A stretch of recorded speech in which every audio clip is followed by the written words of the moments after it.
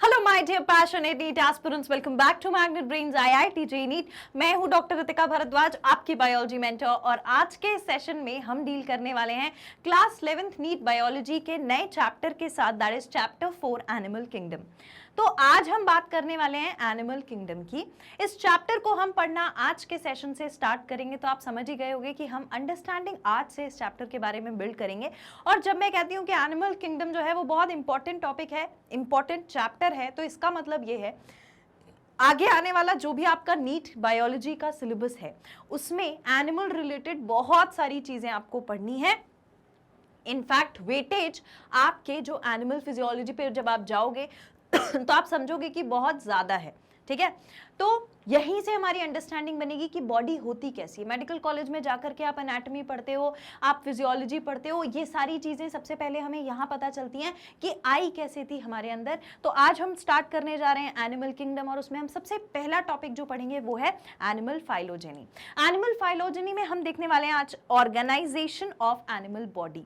इससे पहले कि मैं सेशन स्टार्ट करूं, मैं आपको ये इंपॉर्टेंट बात बता देना चाहती हूँ कि Magnet Brains IIT JEE NEET के इस चैनल पर आपके लिए आईआईटी की, नीट की, जेईई की प्रिपरेशन के लिए जो कोर्स है वो completely free of cost available है।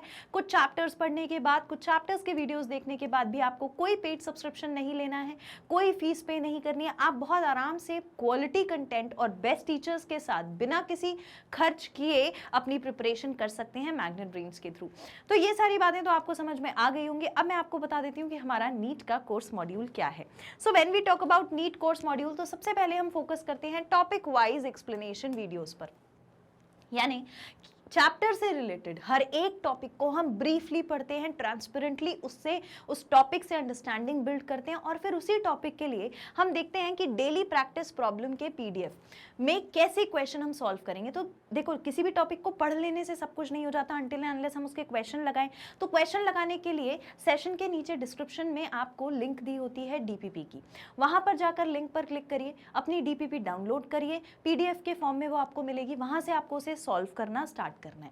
सॉल्व करने के बाद कुछ क्वेश्चंस अच्छे से बन जाएंगे, कुछ नहीं भी बन पाएंगे, no worries, we also have daily practice problem का सॉल्यूशन वीडियो। तो सॉल्यूशन वीडियो से आप सारी चीजें टैली कर सकते हो। Then we go with the chapter wise multiple choice question. हर चैप्टर के लिए ढेर सारे मल्टीपल चॉइस क्वेश्चंस आपको मिलते हैं, and the list of name of scientist एक अलग से मैं आपको सेशन देती हूँ, जहां पर हम चैप्टर से रिलेटेड साइंटिस्ट के ने जो भी काम किया है, जिस ईयर में किया है, ये लिस्ट मैं आपको अलग से प्रोवाइड कर देती हूँ। Then we also have previous year question videos, पिछले सालों में जो क्वेश्चंस आ चुके हैं उन क्वेश्चन को हर एक चैप्टर के लिए हम अलग से एक सेशन में सॉल्व करते हैं। Then we also have doubt solving session, जहां आप मुझे अपने डाउट सेंड करते हो और हम मिलजुल करके बातें करते हैं, उन टॉपिक्स को क्लियर करते हैं जहां पर आपको डाउट होता है।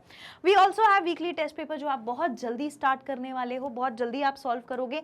Then we have guidance session about everything that is required for the preparation. आपके नीट के एग्जाम की प्रिपरेशन के लिए जितनी भी चीजें इंपॉर्टेंट हैं वो सारी की सारी आपको गाइडेंस सेशन में जाती हैं, अपार्ट फ्रॉम स्टडीज। क्योंकि देखो, बायोलॉजी, फिजिक्स, केमिस्ट्री तो आप पढ़ ही रहे हो, लेकिन इसके अलावा बहुत सारी चीजें आपके लिए जानना जरूरी है कि सही पैटर्न पढ़ने का क्या है, सही टाइम टेबल क्या है, सही तरीके से नोट्स कैसे बनाने चाहिए, एनटीए का इंपॉर्टेंट नोटिफिकेशन अगर कोई है तो वो सारी चीजें आपको गाइडेंस सेशन में मिल जाती हैं।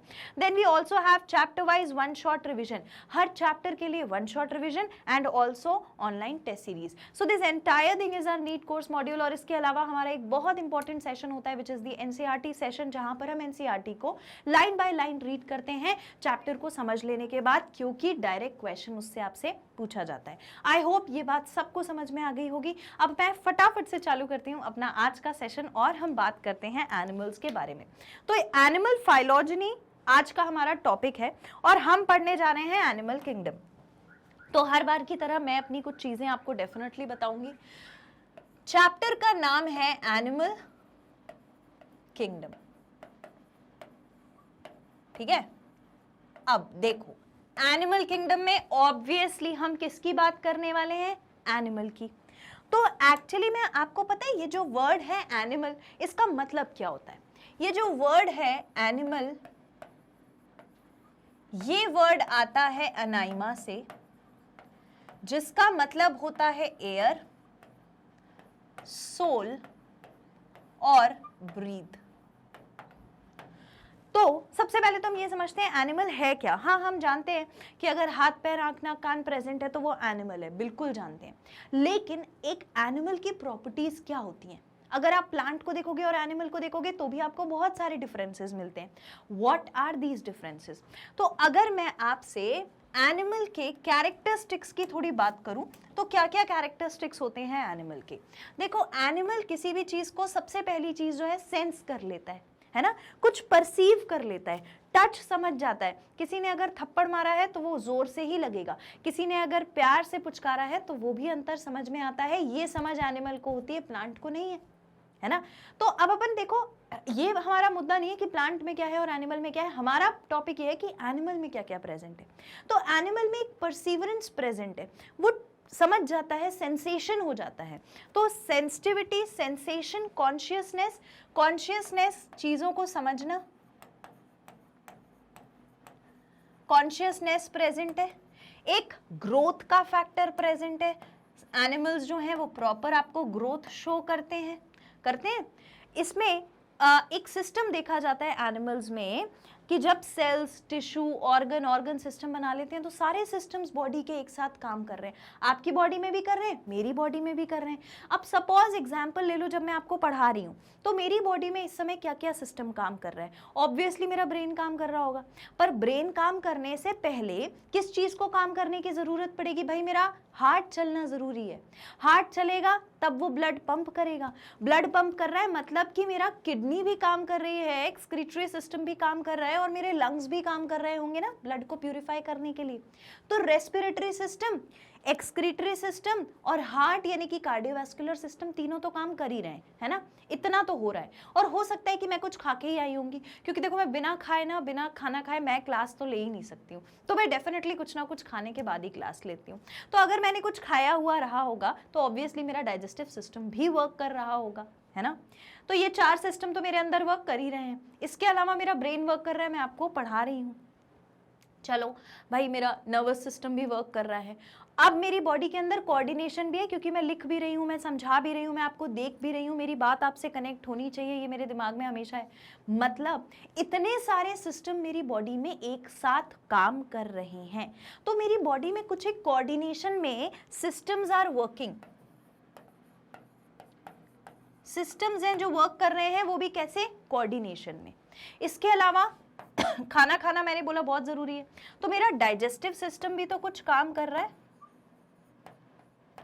डाइजेस्टिव सिस्टम भी कुछ काम कर रहा है। अब सिस्टम में वैसे सारे सिस्टम्स आ जाते हैं, तो मैंने यहाँ पर ऑल लिख दिया, ठीक है। एक्सक्रीटरी भी आ जाएगा, ट्रांसपोर्ट भी आ जाएगा।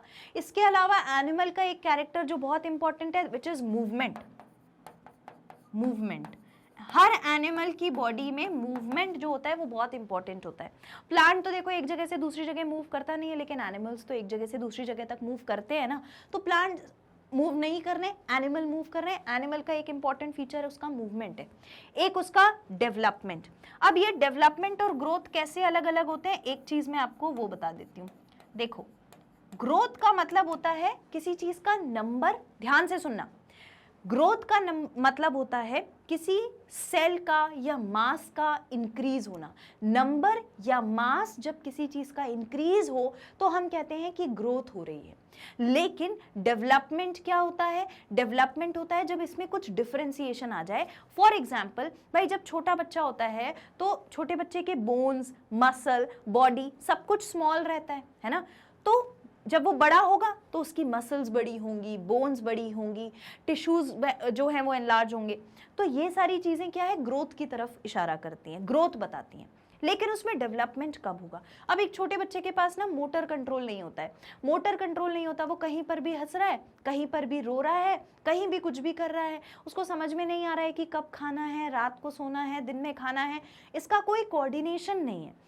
तो जब हम बड़े हो जाते हैं तो हमारे अंदर ये कोऑर्डिनेशन भी बिल्डअप हो जाता है। अब ये क्या है? ये है डेवलपमेंट। मास जब नंबर बढ़ता है तो ग्रोथ होती है, लेकिन जब डिफरेंशिएशन आ जाए, कुछ एक विभिन्नता आ जाए काम करने के प्रकार में, तो वो क्या कर देता है? वो करा देता है डेवलपमेंट। तो अभी हमें इतनी बातें समझ में आई कि ये कुछ फीचर्स हैं एनिमल के जो हमें बताते हैं कि एनिमल के फीचर्स क्या क्या होते हैं। और न कि सिर्फ ये, एनिमल्स में बहुत सारे फीचर्स हैं जो हम ऑलरेडी बहुत सारे जानते भी हैं, लाइफ प्रोसेसेस से हमने पढ़ लिया था कि रेस्पिरेशन इंपॉर्टेंट है, मूवमेंट इंपॉर्टेंट है, सेंसेशन इंपॉर्टेंट है। तो ये कॉन्शियसनेस के अलावा मैं एक सेंसेशन भी लिख देती हूँ, सेंसेशन बहुत इंपॉर्टेंट पार्ट होता है, sensation. So these are certain features, अभी भी इसमें बहुत सारे फीचर्स जानना बाकी हैं। पर मैं इससे पहले आपको इस एक एक फीचर के बारे में बताऊं। आज का टॉपिक हमारा क्या है? आज का टॉपिक है हमारा एनिमल फाइलोजेनी। आज का टॉपिक हमारा क्या है? Animal phylogeny. ठीक है, एनिमल तो हम समझ गए क्या होता है, फाइलोजेनी क्या होती है। अगर हम फाइलोजेनी पर फोकस करें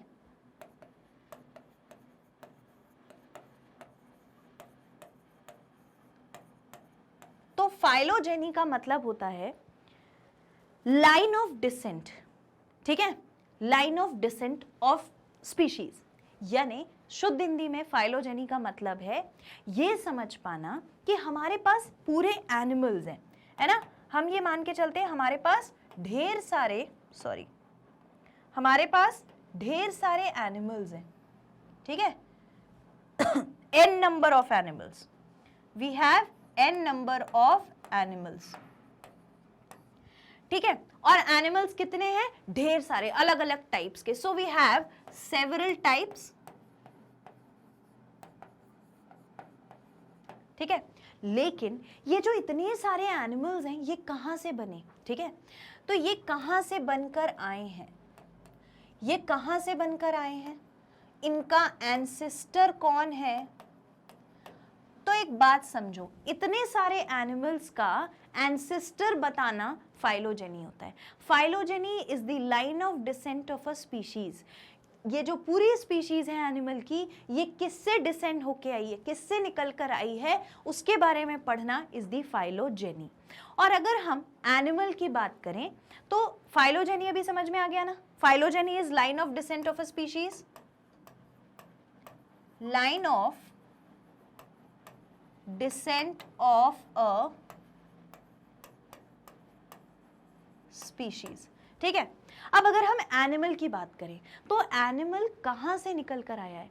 एनिमल आपको क्या लगता है कैसे बने होंगे कि इतने सारे हमारे पास हॉर्स हैं, डॉग हैं, कैट है, एलिफेंट है, अलग अलग टाइप के हमारे पास एनिमल हैं, लेकिन ये कहां से बने होंगे?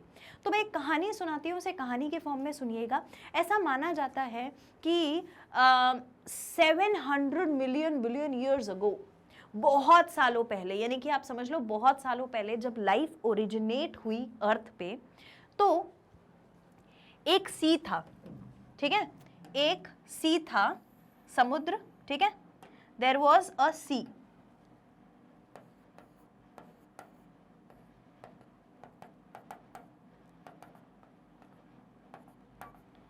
अब इस सी के अंदर एक लाइफ ओरिजिनेट हुई छोटे से ऑर्गेनिज्म के फॉर्म में, छोटा सा ऑर्गेनिज्म।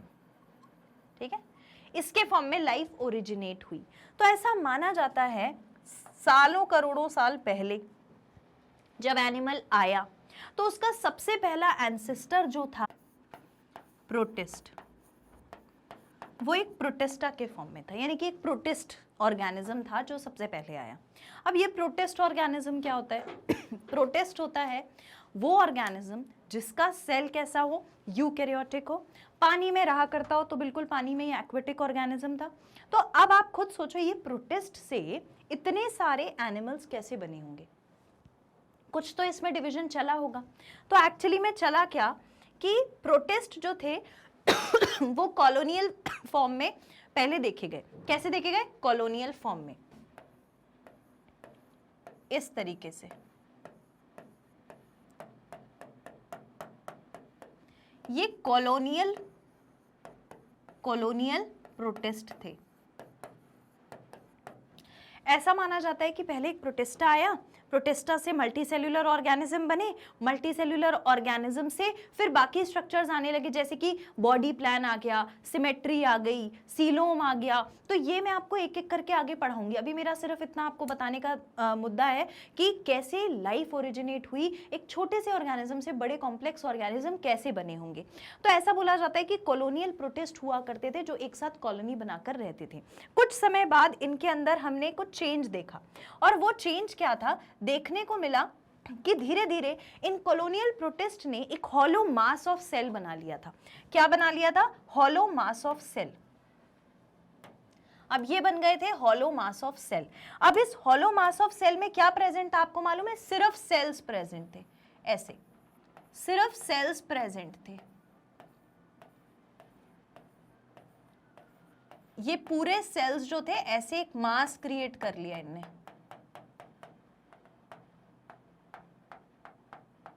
ठीक है, तो ये हॉलो मास ऑफ सेल्स बन गया, हॉलो मास ऑफ सेल्स मिल गया। ठीक है, इसके बाद दूसरी चीज क्या हुई? हॉलो मास ऑफ सेल के बाद और स्पेशलाइजेशन हुआ। क्या हुआ? और स्पेशलाइजेशन हुआ। अब जब और स्पेशलाइजेशन हुआ तो यही हॉलो मास ऑफ सेल, अब अच्छा ऐसा नहीं है कि ये एक बार में हो गया। पहले जो प्रोटिस्ट थे उनमें रिप्रोडक्शन जब भी होता था, नए प्रोटिस्ट बनते थे तो कॉलोनी के फॉर्म में बनते थे। कुछ समय बाद प्रोटिस्ट जो थे वो हॉलो मास ऑफ सेल के फॉर्म में बनने लगे। इसके और कुछ समय बाद इसने क्या करा कि कुछ स्पेशलाइजेशन कर लिया, यानी ग्रुप ऑफ सेल्स। अभी ये जो हॉलो मास ऑफ सेल था, क्योंकि सेल मिलकर के टिश्यू बनाता है, तो सेल्स ने मिलकर के टिश्यू बना लिया। तो ये हॉलो मास ऑफ सेल्स अब कैसा हो गया था? देखो, ये हॉलो मास ऑफ सेल अब कैसा हो गया था? जिसके पास कुछ अलग से सेल्स प्रेजेंट थे, तो इसने टिश्यू बना लिया इस तरीके से।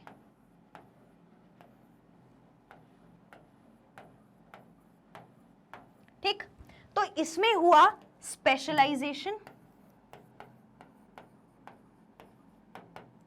कुछ स्पेशलाइजेशन देखने को मिला।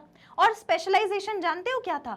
इसने मास ऑफ सेल से सबसे पहले जो दो टाइप के सेल बनाए वो थे कौन कौन से? पहला था सोमैटिक सेल,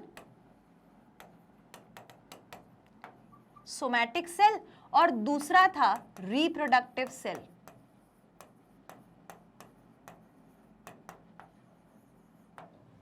बात समझे? अब हुआ क्या, पहले कॉलोनी वाले प्रोटिस्ट थे, कुछ समय उनमें रिप्रोडक्शन चलता रहा तो उनकी बॉडी का फॉर्म चेंज हो गया, तो मिलने लगा हॉलो मास ऑफ सेल। और रिप्रोडक्शन चलता रहा थोड़ा और उनमें चेंजेस आए, यानी कि कुछ स्पेशलाइजेशन दिखने लगा। अब उनकी बॉडी में सिर्फ एक हॉलो मास ऑफ सेल नहीं था, दो अलग अलग प्रकार के सेल थे। एक तो पूरी बॉडी के सेल और अलग से कौन से वाले सेल? रिप्रोडक्शन में हिस्सा लेने वाले सेल। तो ये रिप्रोडक्टिव सेल भी इसने बना लिया। नेक्स्ट में क्या हुआ?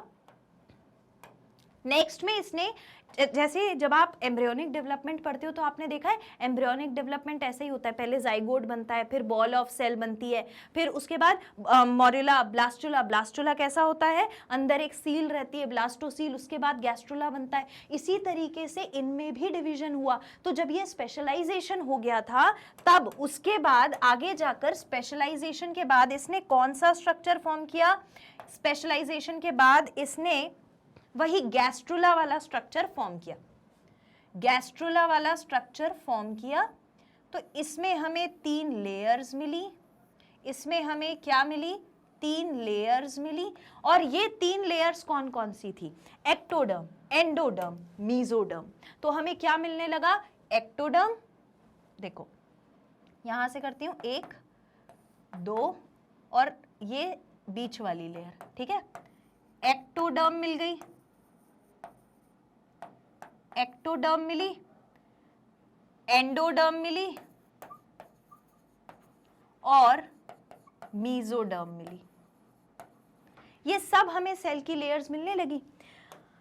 ये टिश्यू, ये वाला क्या कहलाएगा? ये वाला कहलाएगा गैस्ट्रुला लाइक बॉडी।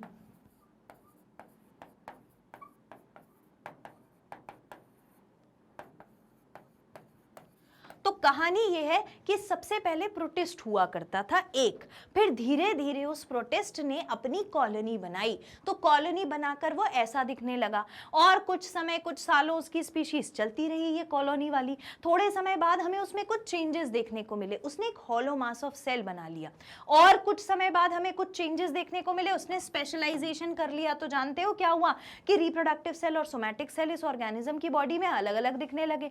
और कुछ समय बाद देखा गया कि गैस्ट्रुला लाइक बॉडी बना सकता है भाई, एंडोडर्म, एंडोडर्म, मेसोडर्म, एक्टोडर्म सब कुछ बना लिया, यानी कि अब हमें 3 जर्म लेयर्स मिलने लग गई। तो इस तरीके से एक छोटे से सिंपल प्रोटिस्ट था, ये कौन था? सिंपल प्रोटिस्ट था।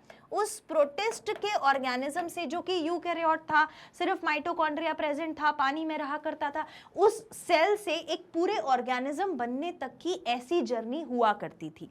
और आज भी जब एक ऑर्गेनिज्म डेवलप होता है मदर के वूम में, तो जर्नी यहीं से चालू होती है, जहां पर 2 सेल का स्ट्रक्चर होता है, तो उसे हम जाइगोट कहते हैं। उसके बाद एक बॉल ऑफ सेल बनता है जिसे हम मोरेला कहते हैं।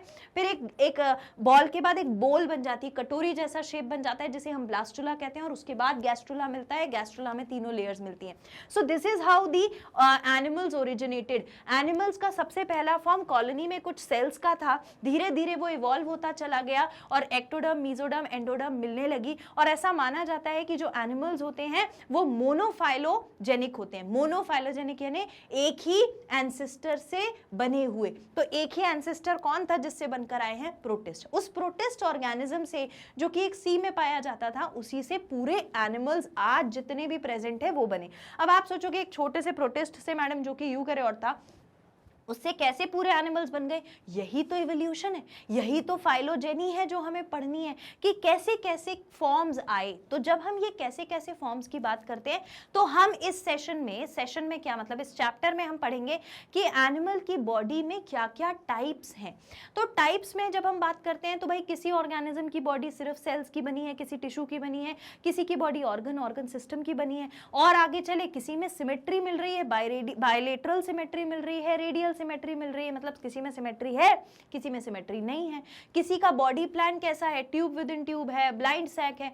सो these are all different features of the organisms which are going to exist. ठीक है, तो अभी ये कैसे बना था ऑर्गेनिज्म वो समझ में आ गया। एनिमल फाइलोजेनी क्या होती है? It is the line of ancestor. एक लाइन हमें मिल जाए जहां से पूरे एनिमल्स बने हैं, उस एंसेस्टर के बारे में अगर हम पता कर लें तो वो है हमारी फाइलोजेनी। और हमने क्या पढ़ा, एनिमल होता क्या है और एनिमल के कुछ स्पेशल फीचर्स होते हैं। अभी इतना इंट्रोडक्शन समझ में आया? ठीक है, तो एनिमल किंगडम में हमने एनिमल क्या है उसके बहुत सारे फीचर्स हैं। एनिमल कैसे बना था? तो एनिमल बना था एक ही एंसेस्टर से। एक एंसेस्टर कौन था? प्रोटिस्ट था। और प्रोटिस्ट से ये कैसे बना था? ये ऐसे बना था, इसमें ऐसे ऐसे चेंजेस होते चले गए और ये इसकी फाइलोजेनेटिक क्लास हमें पता चल गई। ठीक है, अभी इतनी बात समझ में आई? आप इसमें से कुछ लिखना चाहते हो लिख सकते हो। दिस इज 1, फर्स्ट ये लिखा था मैंने, दूसरा मैंने ये लिखा था, तीसरा मैंने ये लिखा था। इतनी बात समझ में आ गई? सालों पहले प्रोटिस्ट से ही हमारे इवोल्यूशन होता चला गया, चेंजेस होते चले गए। तो प्रोटिस्ट हमारा एंसेस्टर है, एक ही एंसेस्टर जिससे आगे जाकर सारे ऑर्गेनिज्म बनेंगे। अब आ जाते हैं, सबसे पहला कैरेक्टर जो हम डिस्कस करने वाले हैं वो क्या है। सबसे पहले हम किसी भी एनिमल की स्कीम ऑफ ऑर्गेनाइजेशन देखते हैं। स्कीम ऑफ ऑर्गेनाइजेशन, ऑर्गेनाइजेशन का मतलब क्या होता है कि मिलजुल कर जो जो भी काम कर रहा है ना उस पर्टिकुलर एरिया में, उसके बारे में हम पता कर लें। जैसे अगर मैं बोलूं कि आपका स्कूल एक ऑर्गेनाइजेशन है, तो उसमें क्या क्या है भाई? उसमें टीचर है, स्टूडेंट है, और वो क्लीन करने के लिए, हेल्प करने के लिए भैया दीदी हैं, आपके अलग से कोई प्रिंसिपल होंगे। ठीक है, तो ये सब क्या है? आपकी ऑर्गेनाइजेशन का हिस्सा। इसी तरीके से हम अगर बॉडी को एक ऑर्गेनाइजेशन मान लें, तो हमारी बॉडी में कैसे कैसे ऑर्गेनाइजेशन बना हुआ है? क्या सिर्फ सेल्स की बनी है, क्या टिश्यू की बनी है, या ऑर्गन था, या ऑर्गन सिस्टम था? सो एनिमल्स जो होते हैं उनका स्पेशल फीचर होता है कि वो होते हैं मल्टी सेल्यूलर। ये तो सब मानते हैं, सारे एनिमल्स को हम क्या बोलते हैं? Multi cellular organism. और वो प्रोटिस्ट ही था जिससे आगे जाकर मल्टी सेल्यूलर ऑर्गेनिज्म बने, जब उसने कॉलोनी फॉर्म कर ली थी। सो हेट्रोट्रॉफिक यूकैरियोट्स होते हैं। हेट्रोट्रॉफ यानी कि दूसरे के ऊपर डिपेंड करते हैं खाना खाने के लिए, और यूकैरियोटिक होते हैं। यूकैरियोटिक का मतलब क्या है? जहां पर यूकैरियोटिक सेल में आपको मेम्ब्रेन बाउंड ऑर्गेनेली मिलेगी, मेम्ब्रेन बाउंड न्यूक्लियस मिलेगा, प्रॉपर बढ़िया एक सेल मिलेगा, वो है यूकैरियोटिक सेल। अच्छा, एनिमल के सेल में कभी भी सेल वॉल प्रेजेंट नहीं होती, इतनी बात तो आपको याद ही होगी। Cell in their body are of several types. अब हमारी बॉडी में, एनिमल्स की बॉडी में दुनिया जहान के अलग अलग टाइप के सेल्स हैं, तो हमने कहा सेवरल टाइप ऑफ सेल हैं, organised into functional unit of progressively increasing complexity. और कुछ इस तरीके से इनका ऑर्गेनाइजेशन बना हुआ है कि ये कॉम्प्लेक्स स्ट्रक्चर बना लेते हैं। मतलब ये है कि देखो सेवरल टाइप ऑफ सेल है, तो एग्जाम्पल ले लेते हैं। सेल हमारे पास हार्ट के सेल अलग हैं, किडनी के अलग हैं, लिवर के अलग हैं, स्प्लीन के अलग हैं, ओवरी के अलग हैं, अगर मेल है तो टेस्टिस के सेल्स अलग हैं। तो हमारी बॉडी में कितने सारे अलग अलग सेल्स हैं, लेकिन ये सारे सेल्स एक ऑर्गेनाइजेशन में काम कर रहे हैं। कैसे ऑर्गेनाइजेशन में काम कर रहे हैं भाई? हार्ट को मालूम है, हार्ट के सेल्स को मालूम है मेरा काम है पंप करना, वो पंप करेगा। ब्लड के सेल्स को मालूम है मेरा काम है पूरी बॉडी में ऑक्सीजन और न्यूट्रिशन प्रोवाइड करना, वो अपना काम कर रहा है। किडनी को मालूम है मेरे सेल्स का काम क्या है, ब्लड को प्यूरिफाई करना, तो वो अपना काम कर रहा है। लंग्स को मालूम है कि सारा का सारा वो छानने बीनने का काम किडनी कर लेगी, आपको सिर्फ ऑक्सीजन लाना है, ले जाना है और कार्बन डाइऑक्साइड का एक्सचेंज कराना है, तो ये लंग्स का काम कर रहे हैं। तो ये लोग सब एक कोऑर्डिनेटेड मैनर में काम कर रहे हैं। तो किसी भी एनिमल की बॉडी में ऐसा ही होता है। एनिमल की बॉडी मल्टी सेल्यूलर होती है, मल्टी सेल्यूलर होने के साथ साथ यूकैरियोट होती है, और हेट्रोट्रॉफिक ऑर्गेनिजम्स होते हैं, यानी कि खाना खुद नहीं बना सकते, दूसरों पे डिपेंड करेंगे। बॉडी में several type of cells present है जो ऑर्गेनाइजेशन में काम कर रहे हैं, और ऑर्गेनाइजेशन के थ्रू वो बॉडी को कॉम्प्लेक्स बना देते हैं। तो सबसे पहला इसमें जो हम देखेंगे वो है टिश्यू। सबसे पहला जो हम देखेंगे वो है tissue. These cells of each type are aggregated to serve specific function. मैंने आपको बोला ना कि हार्ट के सेल्स अलग हैं। आप इस इमेज में देखो, यहाँ पर कनेक्टिव टिश्यू दिख रहा है, स्केलेटल टिश्यू दिख रहा है, नर्वस टिश्यू दिख रहा है, कार्डियक मसल्स दिख रहे हैं, तो सबके सेल्स अलग अलग हैं। अब यहाँ पर cells of each type are aggregated to serve specific function. सारे सेल्स इकट्ठे तो हो जाते हैं, जैसे ये ग्रुप बना लेते हैं, ठीक है। ग्रुप इन्होंने यहाँ पर बनाया हुआ है, कनेक्टिव टिश्यू का ग्रुप अलग है, कार्डियक टिश्यू का ग्रुप अलग है, नर्वस टिश्यू अलग है, स्केलेटल टिश्यू अलग है। मैं इसमें लिख दूं, ये है कनेक्टिव टिश्यू, ये है नर्वस, ये है कार्डियक यानी हार्ट के सेल्स, और ये है स्केलेटल। तो भाई यहाँ पे कुछ सेल्स थे, वो सब मिलकर के उनने कनेक्टिव टिश्यू बना लिया। कुछ सेल्स चले, उन सब ने मिलकर के नर्वस टिश्यू बना लिया। कुछ सेल्स चले, उनने मिलकर के कार्डियक यानी कि हार्ट के टिश्यू बना दिए। कुछ सेल्स चले, उनने स्केलेटल यानी बोन के टिश्यू बना दिए। तो जब सेल्स एक साथ एग्रीगेट कर जाते हैं, यानी कि साथ साथ आ जाते हैं, मिल जाते हैं, तो फॉर्म कर लेते हैं टिश्यू और एक स्पेसिफिक फंक्शन करने लगते हैं। अब कनेक्टिव टिश्यू के सारे जो सेल्स हैं वो एक जैसा काम कर रहे होंगे, नर्वस टिश्यू में सारे एक जैसा काम करेंगे, स्केलेटल टिश्यू में, कार्डियक टिश्यू में, सब एक एक जैसा काम कर रहे हैं, कोई भी अलग काम नहीं करेगा। तो ऐसा जब होता है कि सेल्स एग्रीगेट कर जाएं और एक स्पेसिफिक फंक्शन करने लगे, तो उस ग्रुप ऑफ सेल को हम कहते हैं टिश्यू। सो टिश्यू की डेफिनेशन क्लास 9th में हमने पढ़ी थी। Tissue is a group of cell which has the similar origin and perform the same function. जन्मा भी वो एक ही जगह से है और काम भी वो एक ही जैसा करेगा, तो वो टिश्यू है। So there are 4 main types of tissue. हम अब एक एनिमल की बॉडी में 4 टाइप के टिश्यूज देखे जाते हैं। पहला epithelial tissue, muscular tissue, connective tissue and nervous tissue. कौन कौन सा? एपिथेलियल, है ना। सबसे पहले नंबर पे हमने देखा एपिथेलियल टिश्यू होता है।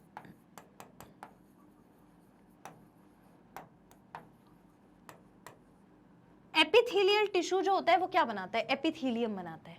एपिथेलियम मतलब क्या होता है? हमारी एपिडर्मिस बनाने वाला, आउटर कवरिंग बनाने वाला। तो ये हो गया हमारा एपिथेलियल टिश्यू जो आउटर कवरिंग बनाएगा। दूसरा हमारा होता है मस्कुलर टिश्यू। दूसरा कौन होता है? Muscular tissue. मस्कुलर टिश्यू क्या करता है? मसल्स बनाता है। तीसरा होता है कनेक्टिव टिश्यू।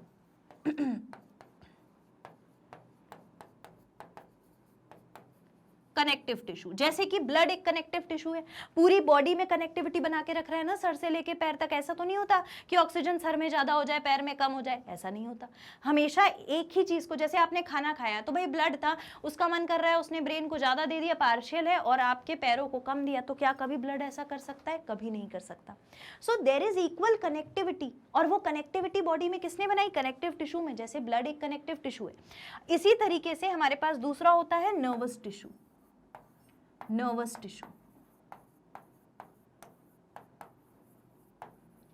नर्वस टिश्यू जो होता है वो हमारे central nervous system, peripheral nervous system, nerve वाले काम करता है, और ब्रेन स्पाइनल कॉर्ड को मदद करता है काम करने में।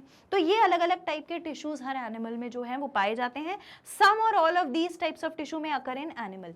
हो सकता है कि ये सारे के सारे टिश्यू एक साथ प्रेजेंट हो, या हो सकता है किसी में एपिथेलियल टिश्यू हो, कनेक्टिव टिश्यू नहीं हो, किसी में कनेक्टिव टिश्यू हो लेकिन स्केलेटल टिश्यू नहीं हो, या किसी में नर्वस टिश्यू नहीं हो। तो इनके कुछ टाइप्स या ये सारे के सारे आपको एनिमल्स में देखने को मिलते हैं। अब जब हम एक एक एनिमल का ग्रुप डिफाइन करेंगे तो वहां पर हम सिर्फ क्या लिखेंगे अगर टिश्यू प्रेजेंट है तो? Tissue level organisation. मतलब अब आप समझ जाओ उसकी बॉडी में सिर्फ टिश्यूज प्रेजेंट है, कोई ऑर्गन नहीं है, अकेला सेल नहीं है, ना मल्टी सेल्यूलर, टिश्यू प्रेजेंट है। ठीक है, note it down. Done, all right. Next क्या है? नेक्स्ट है ऑर्गन। अब आपको ये जो हायरार्की है वो याद होगी कि ग्रुप ऑफ सेल्स जो थे उन्होंने मिलकर के टिश्यू बनाया, और ग्रुप ऑफ टिश्यू जो थे इन्होंने मिलकर के ऑर्गन बनाया, और ग्रुप ऑफ ऑर्गन जो थे उन्होंने मिलकर के ऑर्गन सिस्टम बनाया, और ऑर्गन सिस्टम जब आपस में मिल गए तो उन्होंने मिलकर के पूरा का पूरा एक ऑर्गेनिज्म बना लिया। ये तो हमने क्लास 8th से पढ़ा हुआ है ना।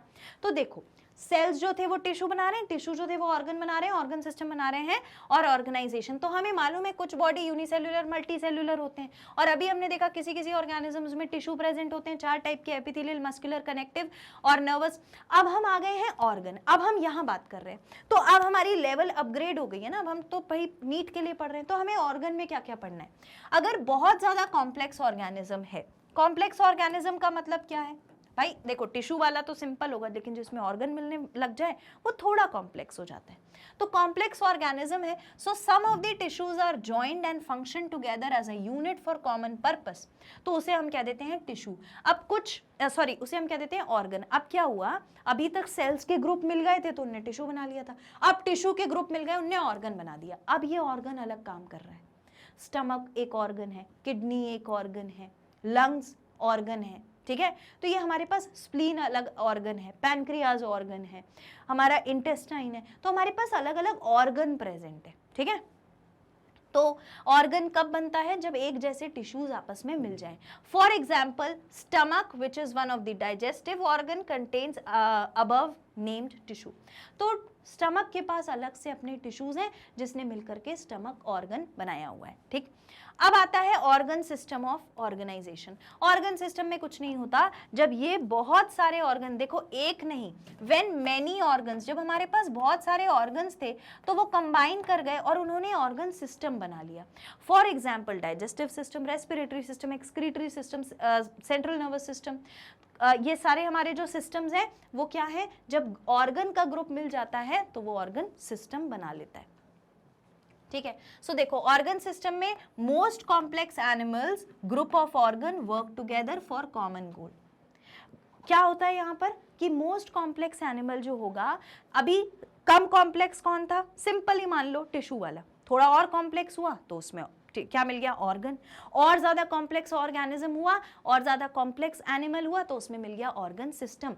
तो सबसे ज्यादा कॉम्प्लेक्स एनिमल में ग्रुप ऑफ ऑर्गन, जब ऑर्गन एक ग्रुप बना ले और एक साथ काम करने लगे, एक ही काम करने के लिए, एक ही गोल अचीव करने के लिए, तो उसे हम कहते हैं ऑर्गन सिस्टम। एग्जाम्पल के लिए हमारे पास क्या है कि अगर हम स्टमक ले लें, इंटेस्टाइन ले लें, लिवर ले लें, पैनक्रियाज ले लें, तो ये सब कुछ मिलकर के एक ही काम कर रहे हैं, खाने को डाइजेस्ट करने का। इसीलिए they help in the digestion of food, और इन्हें हम क्या कहते हैं? Digestive system.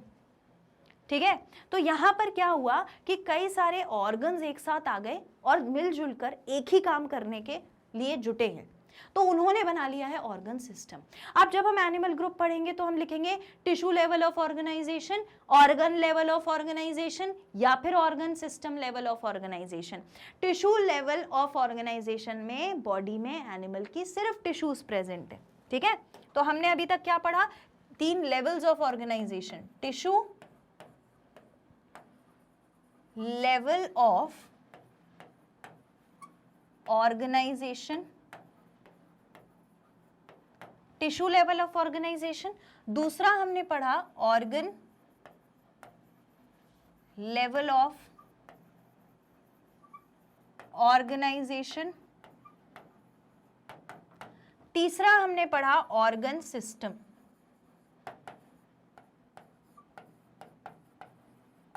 Level of organisation, ठीक है।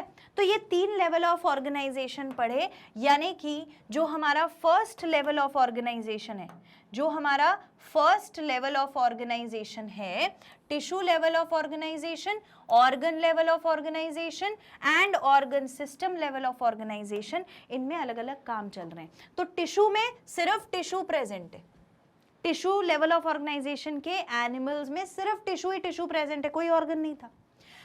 ऑर्गन लेवल ऑफ ऑर्गेनाइजेशन में सिर्फ ऑर्गन प्रेजेंट है, लेकिन organ system level of organisation में पूरा ऑर्गन सिस्टम प्रेजेंट है। डाइजेस्टिव सिस्टम हो सकता है, रिप्रोडक्टिव सिस्टम हो सकता है, एक्सक्रीटरी सिस्टम हो सकता है। अभी इतनी बात समझ में आ गई, ठीक है। पहले इसको नोट कर लो, ये वाला पॉइंट डन, ओके। ये लिखना चाहते हो, ये मैं क्यों लिखवा रही हूं कि एक लाइन में वहां पे पूछा जाएगा कि किसी ऑर्गेनिज्म के बारे में, तो आप एक लाइन में बता दोगे कैसा बॉडी स्ट्रक्चर है। Next, there are several organ system. और जब बहुत सारे ऑर्गन सिस्टम आपस में मिल जाते हैं, जैसे मैं बोल रही हूँ ना, इतने सारे मेरी बॉडी में, आपकी बॉडी में ये सारे सिस्टम प्रेजेंट है, digestive, respiratory, excretory, circulatory, nervous system, सब कुछ प्रेजेंट है। तो ऐसे जब सेवरल ऑर्गन सिस्टम एक साथ जुड़ जाते हैं तो they are concerned with separate life function. वो क्या कर रहे हैं, काम तो सब अलग अलग कर रहे हैं। देखो, डाइजेस्टिव सिस्टम खाना पचा रहे हैं, एक्सक्रीटरी सिस्टम वेस्ट निकाल रहा है, और जो हमारा नर्वस सिस्टम है वो कोऑर्डिनेशन बिठा रहा है। तो ये एक ही ऑर्गेनिज्म को चलाने के लिए इतने सारे सिस्टम अलग अलग काम कर रहे हैं। So the organ system together form organism. और जब ये बहुत सारे ऑर्गन सिस्टम एक साथ आ जाते हैं तो ये बना देते हैं एक ऑर्गेनिज्म। एन एनिमल में possess all only some of these organ system. देखो, किसी भी एनिमल में या तो ये सारे हो सकते हैं या फिर एक ही हो सकता है। इसीलिए मैंने आपसे कहा था कि पहले हमारे पास सेल्स हैं, सेल्स का ग्रुप है, उन्होंने टिश्यू बना लिया तो टिश्यू लेवल ऑर्गेनाइजेशन, ऑर्गन बना लिया तो organ level of organisation, organ system बना लिया तो organ system level of organisation. और ऐसा एनिमल जिसमें ऑर्गन सिस्टम भी बहुत सारे प्रेजेंट है और वो सब मिलकर के एक बॉडी चला रहे हैं, तो वो बना लेते हैं ऑर्गेनिज्म। इन शॉर्ट यही है, ठीक है। इतनी बात समझ में आ गई सबको, बेसिक है। आगे बढ़ते हैं। अब हमारे पास लेवल ऑफ ऑर्गेनाइजेशन में ये जो हमने क्या देख लिया, लेवल ऑफ ऑर्गेनाइजेशन में हमने बोल दिया ना कि किसी की बॉडी कैसी होगी, सेल्यूलर लेवल, किसी की टिश्यू लेवल, और हो सकता है कि किसी की बॉडी में ऑर्गन हो। तो ये यहाँ पर कुछ एग्जाम्पल्स हैं ऑर्गन्स को लेकर। तो जब हम organ system of animal body and their main role की बात करते हैं तो एक जगह हमने ऑर्गन सिस्टम ले लिया है, एक जगह हमने मेन फंक्शन ले लिया है। मैम ऐसा क्यों किया है? ऐसा इसीलिए किया है क्योंकि नीट के एग्जाम में सीधा ऐसा कोई क्वेश्चन आपसे आ सकता है। तो हमें पता होना चाहिए कि किस तरीके के ऑर्गन सिस्टम्स हमारे पास प्रेजेंट होते हैं। अगर हम बात करें इंटेग्यूमेंट्री की, इंटेग्यूमेंट्री मैंने पूछ लिया, बताओ इंटेग्यूमेंट्री सिस्टम क्या होता है, तो फिर आप कंफ्यूज हो जाओगे, नहीं बता पाओगे। तो देखो, short and sweet, integumentary system वो होता है जो बॉडी के प्रोटेक्शन में, सेक्रीशन में, सेंसरी टेम्परेचर रेगुलेशन में काम करे। इंटेग्यूमेंट्री वो होता है जो बॉडी के प्रोटेक्शन के लिए या बॉडी में से किसी चीज का सेक्रीशन करवा दे या बॉडी का टेम्परेचर मेंटेन करने में काम करे, तो उसे हम कहते हैं इंटेग्यूमेंट्री सिस्टम। दूसरा आता है मस्कुलर। मस्कुलर में ऑर्गन सिस्टम में क्या क्या होगा, मूवमेंट ऑफ बॉडी करा देगा और लोकोमोशन करा देगा। यानी ऐसा कोई ऑर्गेनिज्म अगर है जिसके अंदर मस्कुलर सिस्टम प्रेजेंट है तो वो ऑर्गेनिज्म आपको प्रॉपर्टी क्या शो करेगा कि वो मूव कर लेगा। लोकोमोशन का मतलब होता है चलना, तो वो बॉडी पार्ट के का भी मूवमेंट कराएगा और एक जगह से चल के दूसरी जगह भी चला जाएगा। इन दोनों बातों में अंतर है, सिर्फ बॉडी पार्ट का मूवमेंट हो रहा है या ऑर्गेनिज्म चल रहा है, तो मस्कुलर जहां प्रेजेंट है वहां दोनों चीजें मिल जाएंगी। तीसरा है स्केलेटल। अब स्केलेटल जो होता है वो किसी किसी ऑर्गेनिज्म में, ध्यान से सुनना, किसी किसी ऑर्गेनिज्म में बॉडी के अंदर प्रेजेंट है, किसी ऑर्गेनिज्म में बॉडी से बाहर प्रेजेंट है। जैसे अगर मैं एक टर्टल का एग्जाम्पल ले लूँ, है ना, तो आपने देखा है बॉडी उसकी एकदम सॉफ्ट है, लेकिन बाहर से एक मोटा बढ़िया कड़क सा स्केलेटल स्ट्रक्चर है जो बॉडी को प्रोटेक्ट कर रहा है। सिमिलरली अगर मैं अपना एग्जांपल ले लूँ तो मेरी बॉडी में अंदर स्केलेटल स्ट्रक्चर प्रेजेंट है जो मेरी बाहर की सॉफ्ट बॉडी को अंदर से प्रोटेक्ट कर रहा है। तो स्केलेटल सिस्टम जो होता है वो हमेशा सपोर्ट, प्रोटेक्शन, मसल इंसर्शन में काम आता है। प्रोटेक्शन तो करेगा ही, ठीक है, वरना अगर ऐसे ही सॉफ्ट बॉडी होती तो कहीं भी किसी चीज से, किसी चीज के दबाव से अगर लग जाती तो पिचक जाते। गेट किसी ने जोर से मार दिया, पिचक गया बॉडी, ऑर्गेनिज्म पिचक गया, ऐसा होता क्योंकि स्केलेटल तो अंदर कुछ प्रेजेंट ही नहीं था। तो स्केलेटल जो होता है वो सपोर्ट प्रोवाइड करता है, प्रोटेक्शन करवाता है और मसल इंसर्शन यानी कि मसल को होल्ड करके रखने का काम भी करता है। Then we also have digestive system, सबको मालूम है डाइजेशन में काम करेगा, अब्जॉर्प्शन ऑफ फूड करवा देगा, खाने का काम कर देगा। तीसरा रेस्पिरेटरी सिस्टम क्या कराएगा, एक्सचेंज ऑफ गैसेस करा देगा, तो गैसेस चाहे कार्बन डाइऑक्साइड और ऑक्सीजन हो ये एक्सचेंज करा देता है। सर्कुलेटरी सिस्टम क्या करता है, बॉडी में हर चीज, अब अगर आप सर्कुलेटरी सिस्टम पे जाओगे तो जैसे मैं आपसे ब्लड की बात करूं तो आपको पता है अभी तो हम ब्लड का थोड़ा बहुत कुछ बोल के खत्म कर देते हैं, लेकिन ब्लड का बहुत बहुत इंपॉर्टेंट रोल होता है। कैसे होता है, देखो ब्लड में आरबीसी प्रेजेंट है, मैं थोड़ा सा आपको इसका ब्रीफ करती हूँ, है ना, एग्जाम्पल देती हूँ। अगर मैं ब्लड की बात करूं तो ब्लड में देखो क्या प्रेजेंट है, आरबीसी प्रेजेंट है। आरबीसी क्या कर रहा है, ऑक्सीजन को बॉडी तक पहुंचा रहा है, बॉडी से कार्बन डाइऑक्साइड लेकर आ रहा है, तो carbon dioxide and oxygen in दोनों का एक्सचेंज करा रहा है, ठीक है। तो ब्लड से हम कह सकते हैं ये फंक्शन होता है। दूसरा डब्ल्यूबीसी प्रेजेंट है जो कि इम्यूनिटी प्रोवाइड करेगा, बॉडी को इम्यूनिटी प्रोवाइड कर रहा है। तीसरा प्लेटलेट प्रेजेंट है, तो प्लेटलेट क्या करता है, ब्लड क्लॉटिंग कराता है। जहां पर चोट लग जाए, खून बहने लग जाए तो सबसे पहले आके प्लेटलेट इकट्ठा होता है और वहां खून बहने से रोकता है। तो प्लेटलेट क्या करता है, ब्लड क्लॉटिंग करवाता है, ठीक है। ये तीन बेसिक बातें तो हो गई। अब इसके अलावा आपने कोई भी मेडिसिन खाई तो वो आपके ब्लड से ही बॉडी में जाती है, हार्मोन ब्लड से बॉडी में जाता है। तो चीजें जितनी भी ट्रांसपोर्ट होने वाली हैं, ट्रांसपोर्ट जितनी भी होने वाली हैं वो कहाँ से होंगी, बॉडी से। सो ट्रांसपोर्ट ऑफ मटेरियल करवा दे, ब्लड से होगा तो ट्रांसपोर्ट ऑफ मटेरियल करा देता है ब्लड ही है जो बॉडी में टेम्परेचर मेंटेन रखता है। नहीं तो हाथ ठंडे और बॉडी अंदर की गर्म रहती, पर ऐसा नहीं होता, जो टेम्परेचर हाथ में है वही बॉडी में होगा। तो बॉडी का टेम्परेचर भी बनाए रखता है, टेम्परेचर के साथ साथ बॉडी का पीएच मेंटेन करता है, सॉल्ट बैलेंस मेंटेन करता है। तो pH and salt balance maintain कर रहा है, यानी ऐसे बहुत सारे काम हैं। हार्मोन्स और हार्मोन्स एक्सचेंज करा रहा है, ठीक है, हार्मोन्स प्रोवाइड कर रहे हैं। तो ब्लड के इतने सारे फंक्शन हैं, तो ब्लड जो है वो सब में बहुत जरूरी है। तो सर्कुलेटरी सिस्टम का काम यहाँ पर सिर्फ एक लिखा है, transport of material, food, gas, waste etcetera, हर चीज का ट्रांसपोर्ट यहीं से होगा। नेक्स्ट क्या है, नर्वस सिस्टम। नर्वस सिस्टम क्या करता है, कंट्रोल एंड कोऑर्डिनेशन बना के रखता है ऑर्गन्स के बीच में। पढ़ रहे हो तो पढ़ने की एक्टिविटी करोगे, नाचने नहीं लगोगे, नाचने गए हो तो पढ़ने नहीं लगोगे। तो बॉडी में वो जो कंट्रोल है वो कहाँ से आता है, नर्वस सिस्टम। पहले ये नोट कर लो, ये बहुत इंपॉर्टेंट है। Done, okay.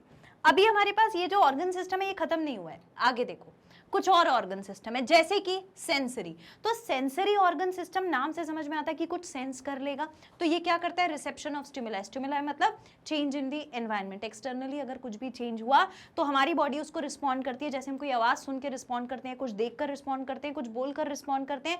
अगर हम थोड़ी भी आहट सुन लें तो हम पलट के देखते हैं ना, तो हमारे कानों ने सुना और आंखों ने रिएक्ट किया। तो मतलब ये सेंसरी है जो एक्सटर्नल स्टिमुलाई को रिस्पॉन्ड करता है, तो हमारी एनिमल की बॉडी में प्रेजेंट है। दूसरा एक्सक्रीटरी। एक्सक्रीटरी क्या करेगा, हमेशा वेस्ट प्रोडक्ट को एलिमिनेट करेगा। तो नाइट्रोजनस वेस्ट फ्लूइड हीमोस्टैसिस करवाता है, एलिमिनेशन कर देता है वेस्ट का, ठीक। नेक्स्ट है रिप्रोडक्टिव। रिप्रोडक्टिव का क्या काम है, रिप्रोडक्शन करवाना, स्पीशीज को आगे बढ़ाना, नए ऑर्गेनिजम्स बनवाना, इवोल्यूशन का काम करना। So production of offspring for race perpetuation, यानी कि हमारा ये जो स्पीशीज है इसे आगे बढ़ाने के लिए वो क्या कर रहा है, रिप्रोडक्शन।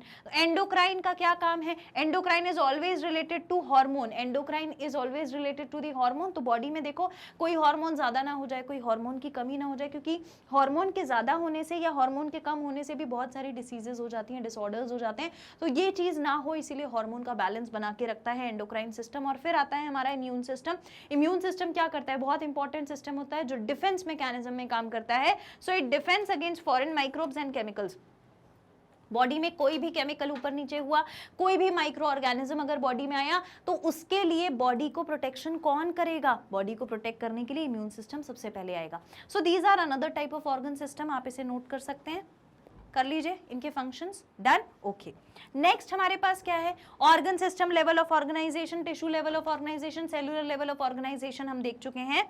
तो यहां पर हमारे पास क्या है, it is found in most of the animals, multi cellular with tissue organ and organ system. ऐसा कोई ऑर्गेनिज्म जो कि मल्टी सेल्यूलर हो, उसकी बॉडी में मल्टी सेल्यूलर से बन गए टिश्यू, टिश्यू से बन गए ऑर्गन, ऑर्गन से बन गए ऑर्गन सिस्टम, तो organ system level of organisation होती है।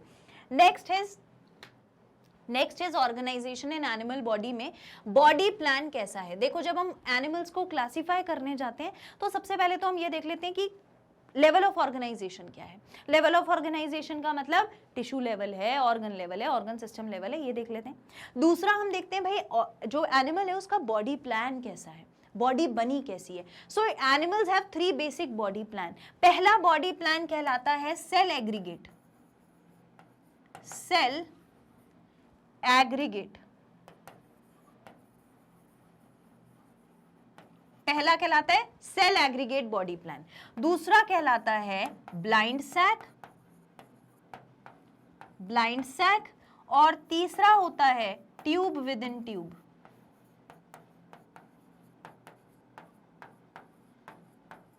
ये 3 बॉडी प्लान प्रेजेंट होते हैं, ठीक है।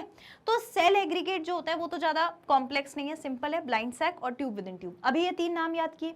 अब इन तीनों नाम को सबसे पहले कमेंट सेक्शन में मेंशन कर दो।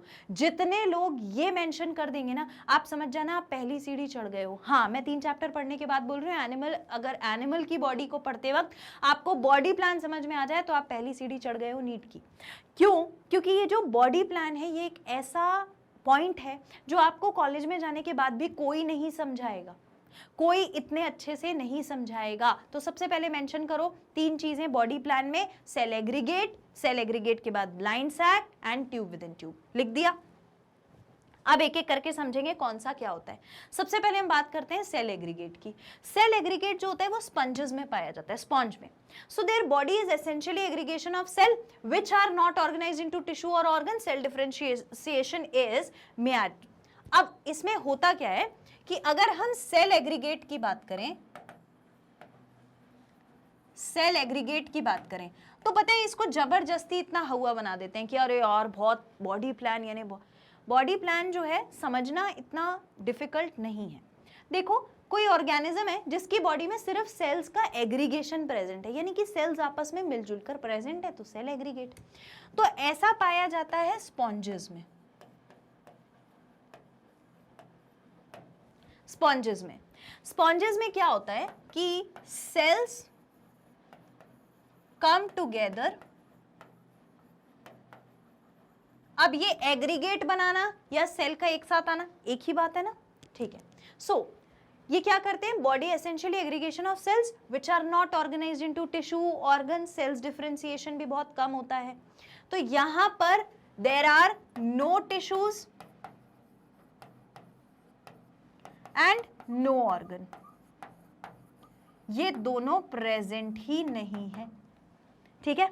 ये दोनों चीजें नहीं है। सेल्स हाँ एक साथ मिल गए हैं, स्पॉन्जेस में पाया जाता है, लेकिन इनके अंदर सेल डिफरेंशिएशन जो होता है वो बहुत माइनर होता है। डिफरेंशिएशन का मतलब क्या, कि सेल की क्षमता कि वो अलग अलग फंक्शन परफॉर्म करे, ये क्राइटेरिया उसमें कम है, ये कैरेक्टरिस्टिक स्पॉन्जेस में कम है। मतलब सेल जो है वो सिंपल एक आध दो ही काम कर पाता है, ज्यादा काम नहीं कर पाता। तो सेल में बहुत कम डिफरेंशिएशन होता है, very little cell differentiation, very little cell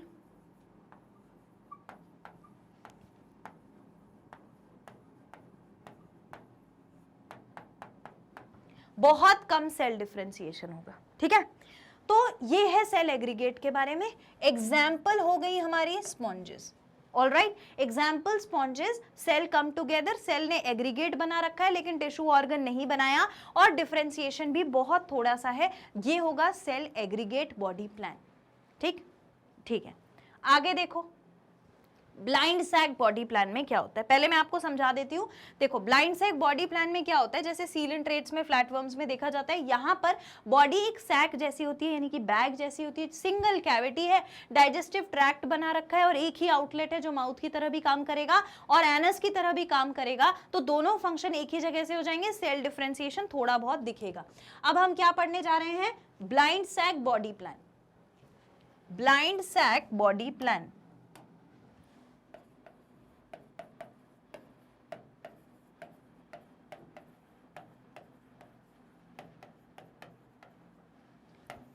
blind sac body plan में अगर हम ऑर्गेनिज्म बनाएं तो ऑर्गेनिज्म बेचारा बड़ा सीधा साधा सा है, इस तरीके का, ठीक है, जिसमें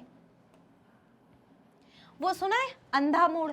अंधा मोड़ किसको कहते हैं, एक तरफ से जाने वाला है, उधर से कोई भी आ सकता है, आगे कोई और रास्ता नहीं है ना, उसे कहते हैं अंधा मोड़। ऐसे ही ये जो ब्लाइंड सैक बॉडी प्लान होता है, इन ऑर्गेनिजम्स में एक ही ओपनिंग होती है, ओनली सिंगल ओपनिंग, एक ही ओपनिंग होती है और वही ओपनिंग दोनों चीजों का काम करती है, यानी बॉडी के अंदर किसी चीज को आना हो या फिर बॉडी से बाहर किसी चीज को जाना हो, तो जब कोई चीज हम खाते हैं तो माउथ कहलाती है, तो इसके बॉडी में माउथ एंड एनस की एक सिंगल ओपनिंग होती है, mouth and opening form one single opening. अब आपके दिमाग में आएगा तो फिर मैम इसको ऐसा क्यों बोला है, क्योंकि ब्लाइंड सैक है। देखो नीचे ये जो रास्ता है ये बंद है और क्योंकि ये रास्ता बंद है तो यहां पर हमने कह दिया ये ब्लाइंड है। एक ही ओपनिंग होगी बॉडी के अंदर जो माउथ का भी काम करेगी, एनस का भी काम करेगी, यानी मैं इसको अगर स्पेसिफाई करूं तो स्पेसिफाई करने में मैं क्या बोल सकती हूं कि food intake and waste removal take place from single opening. एक ही ओपनिंग में से फूड अंदर भी आ जाएगा, एक ही ओपनिंग में से वेस्ट बाहर भी चला जाएगा, उसे हम कहते हैं ब्लाइंड सैक बॉडी प्लान। इसे ऐसा बनाकर लिख लीजिए, डन, ओके। अब एक बार इसको पढ़ लेते हैं। इट इज फाउंड इन, कहां पाया जाता है, सीलेंट्रेट्स और फ्लैटवर्म्स में पाया जाता है, जहां पर बॉडी जो है वो एक सैक जैसी होती है, बैग जैसी होती है, जिसमें सिंगल कैविटी होती है, एक ही गड्ढा होता है, एक कैविटी होती है, एंड डाइजेस्टिव ट्रैक्ट भी एक ही है, हैविंग सिंगल आउटलेट भी एक ही प्रेजेंट होगा, जिसे हम माउथ कंसिडर करते हैं। The mouth is used for taking food, mouth को हम क्यों यूज कर रहे हैं, खाना खाने के लिए, and throwing out faecal matter, यहीं से फीकल मैटर भी बाहर चला जाएगा तो एनस का काम भी वही करेगा। और cell differentiation is fairly good, थोड़ा बहुत ठीक ठाक सेल डिफरेंशिएशन दिख रहा है, लेकिन सेल एग्रीगेट में बहुत कम सेल डिफरेंशिएशन हुआ था। नोटेड डाउन, डन, ये कर लिया, ऑल राइट। नेक्स्ट है हमारा ट्यूब विद इन ट्यूब। अब ये जो ट्यूब विद इन ट्यूब है ना, ये पूरी दुनिया के स्टूडेंट्स को रखती है कंफ्यूज, ठीक है। ट्यूब विद इन ट्यूब में पता है क्या होता है, देखो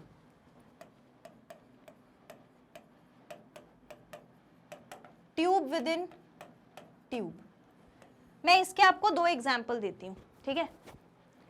एग्जाम्पल ये है कि हम मान लो किसी वर्म की बॉडी ले लेते हैं, तो वर्म ऐसा होता है। अब इस वर्म की बॉडी में इसकी एलिमेंट्री कैनाल भी प्रेजेंट है, तो ये एलिमेंट्री कैनाल है, ये ऐसे स्टमक और ऑर्गन्स होंगे, ये एलिमेंट्री कैनाल प्रेजेंट है, ठीक है। इसको अगर मैं सीधा कर दूं तो मैं एक पेन ले लेती हूं, एक तो मेरा ये एग्जाम्पल है, दूसरा मेरा कौन सा एग्जाम्पल है, ये वाला एग्जाम्पल है। If I have a pen, pen सबने देखा है, पेन कैसा होता है, ऐसा होता है, ठीक है। अब इसके अंदर होती है रीफिल, होती है रीफिल, थोड़ी बड़ी रीफिल बन गई है, इसके अंदर होती है रीफिल। तो मैं रीफिल को है दूसरे कलर से बना देती हूँ, ये रीफिल डाल दी मैंने इसके अंदर, ठीक है। ये मेरा पेन है और ये टिचिक टिचिक वाला पेन है, तो ये इसमें मैंने टिचिक टिचिक का वो लगा दिया है, यहाँ से ये ऐसे टिचिक टिचिक करके खुलता है ना वो वाला, ठीक है। अब इस पेन को देखो, अच्छा टिचिक टिचिक वाला नहीं बनाते, नहीं तो फिर गड़बड़ हो जाएगी, छोड़ो, सिंपल पेन बनाते हैं। कौन सा वाला? वो रिफिल डाली और लिख लिया।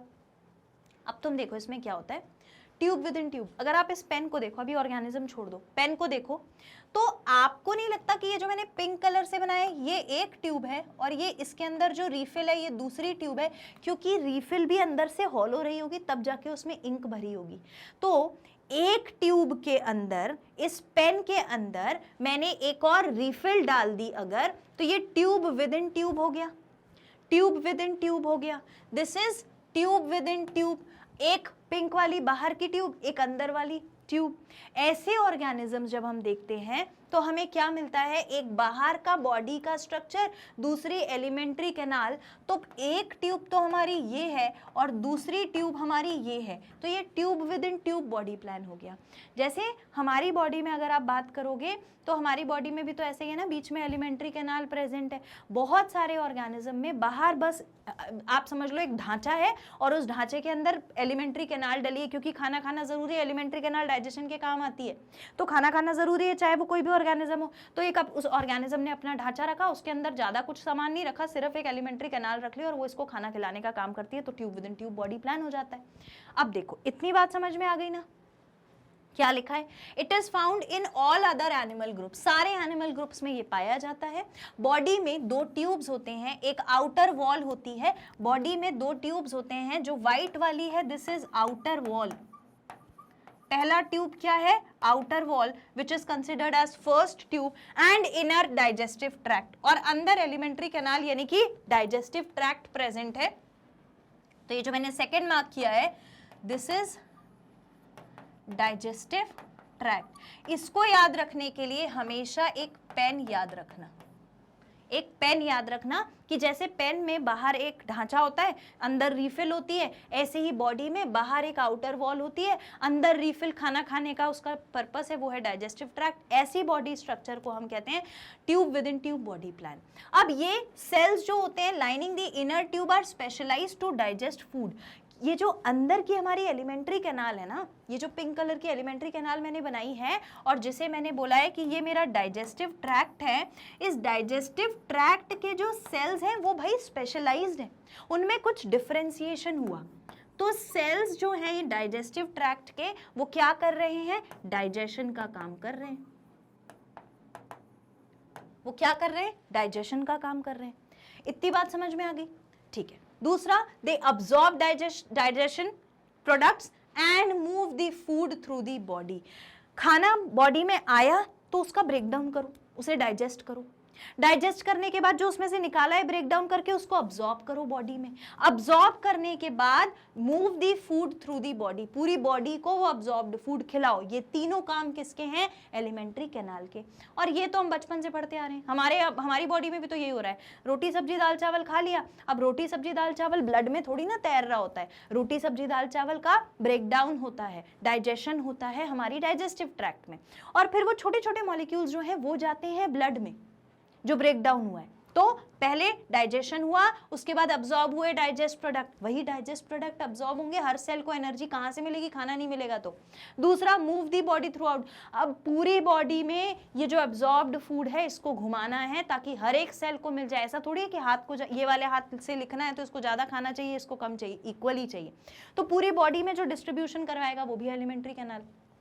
Now digestive tract has mouth, digestive tract जो होता है उसमें माउथ अलग से होता है इंजेशन के लिए, यानी कि फूड इनटेक के लिए, एंड क्लोएकल अपर्चर या फिर एनस। लास्ट में जैसे बर्ड है तो क्लोएकल अपर्चर होगा या एनस होगा, तो वो वहां से क्या होगा, इजेशन हो जाएगा, यानी कि undigested food will be thrown out. अगर हम डायग्राम में देखें तो यहां पर हमारे पास जो ओपनिंग होगी वो क्या कहलाएगी, वो कहलाएगी माउथ, जो क्या करेगी, इंजेशन।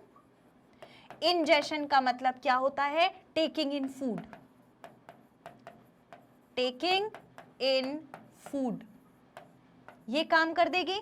और एट द एंड हमारे पास दो चीजें प्रेजेंट हो सकती हैं, या तो क्लोएका होगा या फिर एनस होगा, और दोनों का काम क्या होगा, इजेशन, यानी कि वेस्ट मटेरियल को बाहर फेंकना, वेस्ट मटेरियल रिमूवल।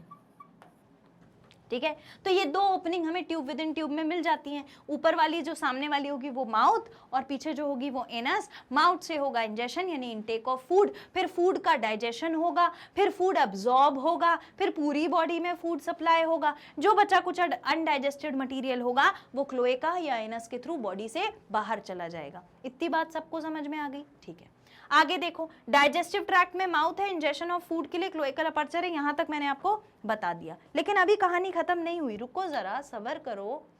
ठीक है, अब क्या होगा, आउटर ट्यूब जो है it consist of tissue specialised to deal with the outside world. हमेशा हमेशा बॉडी में बाहर के जो सेल्स होते हैं ना, बाहर के जो टिश्यूज होते हैं, उन टिश्यूज के सेल्स, जैसे हम अपनी स्किन की बात करें तो स्किन तो भाई एक ऑर्गन ही माना जाता है, तो स्किन जो है वो टिश्यू की बनी है। टिश्यू किस चीज़ के बने हैं? सेल के बने हैं। तो ये जो हमारी स्किन है, इसके सेल्स को आदत है कि ये बाहर के आउटसाइड वर्ल्ड से डील कर सकती है। चोट लगेगी, हील हो जाएगा, बहुत ज़्यादा ब्लड लॉस नहीं होने देगा, क्लॉटिंग फैक्टर आके ब्लड रोक लेगा, आउटर एनवायरनमेंट से प्रोटेक्ट करके रखेगा। तो हमेशा जो आउटर बाहरी हिस्सा, चाहे कोई भी एनिमल हो, उसका बाहरी हिस्सा जो होता है, बाहर की तरफ आउटसाइड वर्ल्ड में जो फेस करता है, वो हिस्सा हमेशा प्रोटेक्टिव हिस्सा होता है, क्योंकि उसे अंदर की बॉडी को प्रोटेक्ट करके रखना होता है। फॉर एग्जाम्पल देखो, it forms protective structure, example दे रही हूं, such as skin, shell, horn. अब आप देखो, स्किन हमारे पास है, शेल भी तो प्रेजेंट होते हैं, शेल के अंदर बॉडी होती है, जैसे टर्टल होता है तो उसकी बॉडी में बाहर वो हार्ड कवरिंग, अंदर बॉडी। तो ये सब क्या है, बाहर की जो बॉडी है उसको हमने मॉडिफाई ऐसे करा हुआ है कि वो हमेशा प्रोटेक्शन का काम करेगी। Then we have as well as sense organ, nervous system inform animal about the change occurring around it. अब हमारे पास आपको क्या लगता है, नर्वस सिस्टम प्रेजेंट है, आंखें प्रेजेंट है, ईयर प्रेजेंट है, तो ये आंख नाक कान इसीलिए नहीं दिए थे कि किसी की बैठ के चुगली करो, मजाक उड़ाओ, किसी के पीठ पीछे छुरा घोंपो, इसलिए नहीं दिया था। ये आंख कान नाक इसलिए दिया था कि बाहर जो एनवायरनमेंट है इससे आप अपने आप को प्रोटेक्ट करके रख सको। अगर कोई गलत कर रहा है तो उसके साथ नहीं जाना है, ठीक है? कुछ बुरा लग रहा है, अवॉइड इट। अवॉइड इट मतलब देखो, मैं ऐसा अवॉइड क्यों बोलती हूँ, क्योंकि मुझे कोई चीज़ गलत लगती है तो I choose to move aside, मैं दूर हो जाती हूँ। मेरे अंदर मतलब हर इंसान अलग अलग होता है, तो किसी किसी में आदत रहती है गलत को गलत, सही को सही कहने की। मैं एक बार कहती हूँ, 2 बार कहती हूँ, उसके बाद जैसा जिसको लगे वो वैसा कर सकता है। देखो, कोई आपकी बात तो सुनता नहीं है ना, और मेरी सुनाने की थोड़ी आदत है भी नहीं, तो मैं 1-2 बार बोल देती हूँ कि अब जैसे आप हो, अब आप मेरे को नहीं अगर रिप्लाई कर रहे हो, मैं आपको याद कराने के लिए कह रही हूँ, कमेंट सेक्शन में लिख देना, कमेंट सेक्शन में लिख देना। अब आप नहीं लिखोगे, 1 बार बोलूँगी, 2 बार बोलूँगी, तीसरी बार अपना नुकसान कर रहे हो।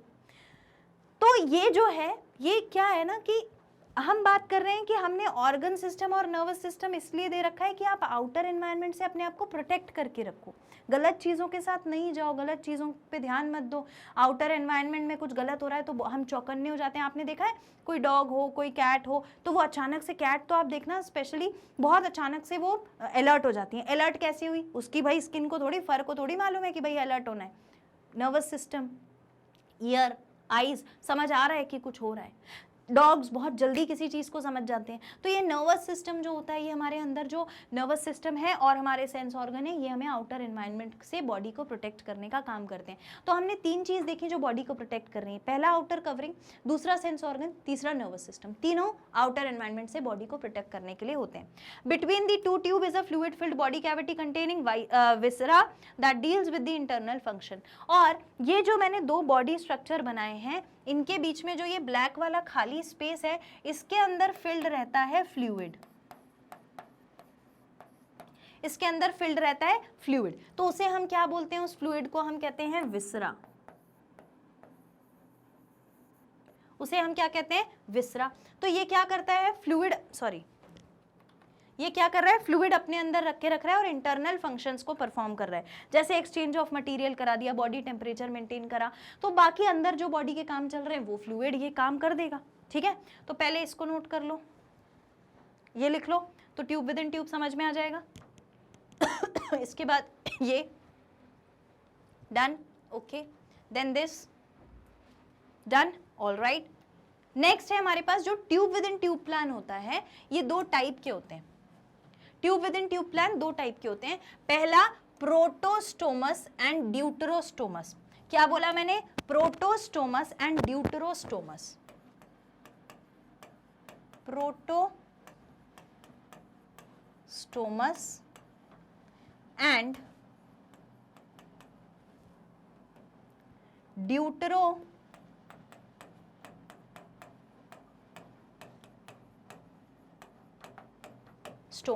ठीक है, एक सिंपल लाइन में बता दे रही हूं, एक सिंपल लाइन में मैं बता दे रही हूं कि आपको इसके लिए याद क्या रखना है, तो कभी नहीं भूलोगे, बस एक बात याद रखना। पहला, प्रोटोस्टोमस वो होते हैं जिसमें माउथ इज फॉर्म्ड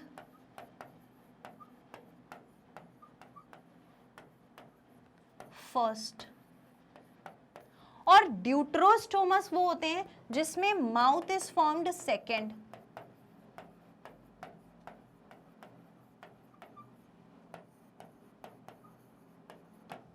अब आप बोलोगे मैम ये क्या है, mouth is form first, mouth is form second. देखो, हमने ये पढ़ा है कि tube within tube body में,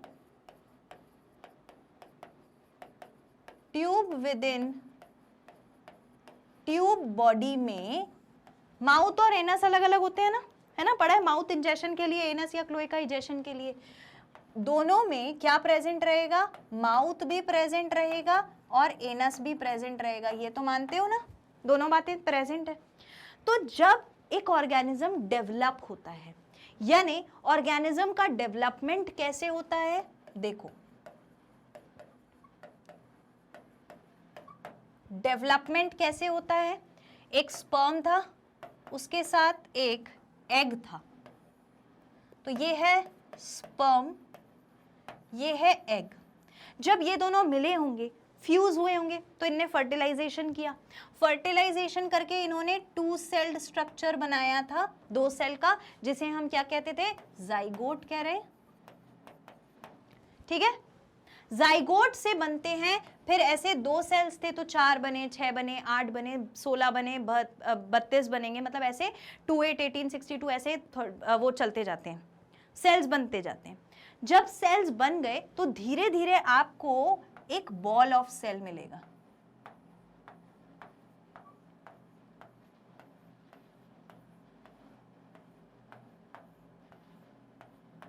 ये बॉल ऑफ सेल्स मिल गया।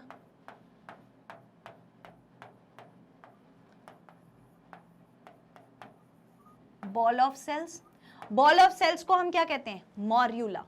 सो this is called as morula.